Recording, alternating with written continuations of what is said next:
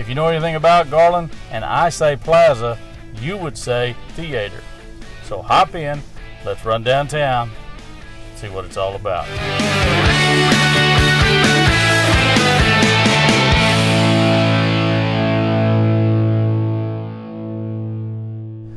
The arts in Garland, live entertainment, you cannot beat it. You cannot beat what Garland has done, especially with the Plaza Theater. Every little town used to have one and may still have one. I saw, shoot 'em ups and comedies way back in the olden days, in the 1900s. But Garland took theirs seriously, and they've gone in, spent a ton of money, refurbished it, and it's available to the citizens to enjoy, to rent. You can come down here and get married if you want.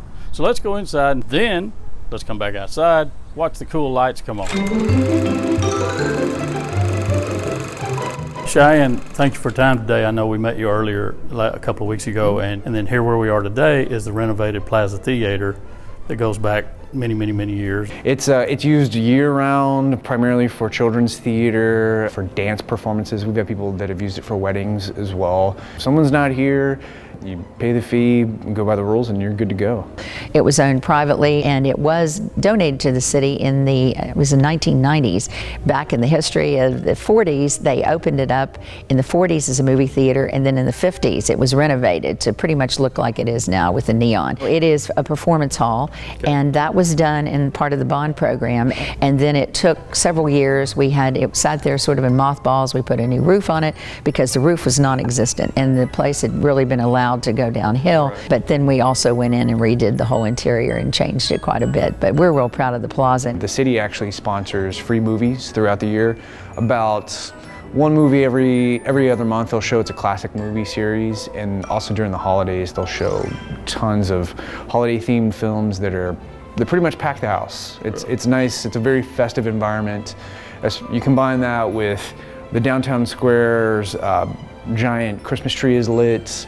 The whole square is lit, so people make a lot of memories here. My grandmother saw movies here when she was, this would have been in the mid '60s. Yeah, and she's like, I used to go to that theater. We would watch movies with her grandfather. So Well, that makes me feel good, because now I'm as old as your grandparents, because I was here in the '60s doing the same thing. This was the first theater I was ever came to as a kid, and it would just be sad to come back and visit it as anything other than what it is. Right, yeah. Someone comes to Garland and they see the Plaza Theater, like, oh, okay, this is a city that actually cares about its heritage. It doesn't destroy its famous buildings. I wouldn't want to step into something like that I've had a very special moment in my life and figure out that they turned it into a bad restaurant or something like that. Yeah. It's like okay, this is still an operating theater. Like, people still show movies here. It still serves the community as far as you're able to see children's theater here. You see live performances. If you have a special event and you want to have it in a landmark, a Garland landmark, you can have it in there. I think that says a lot about the city, what they've done here, the investment that they've made at the Granville Arts Center. And now, briefly, what was the story on the small theater? What all goes on over there? There are performances there year-round, primarily by Garland Civic Theater. So they do about 7 productions a year, 10 performances per production. So just with that, there's 70 shows that are programmed in there per year. And then Dallas Young Artists is in there right now, and that's basically a summer camp for theater kids. And what they do is they hire some of the best music directors in Dallas to come in and train these kids on how to act, sing, also how to do stagecraft work, lighting design, makeup, costume, all that stuff. And they put on about 4 or 5 performances of production, and it's knockout. It's fantastic. And I would venture to say no other small suburb around us probably offers that to the families of budding theater kids. Garland itself, I mean, what do people know about it? Not necessarily children's theater, because you don't have an established, this is Dallas Children's Theater, this type, but right. It's here, and it's basically a training ground for, soon-to-be Broadway-bound or national touring company style actors. Well, sure. I mean, every kid grows up with soccer fields and baseball fields and football fields and swimming pools that they can practice their hope-to-be-soon craft at. And Garland, you can come here and be thespians. Yeah, definitely. You can learn that craft. You can learn stagecraft.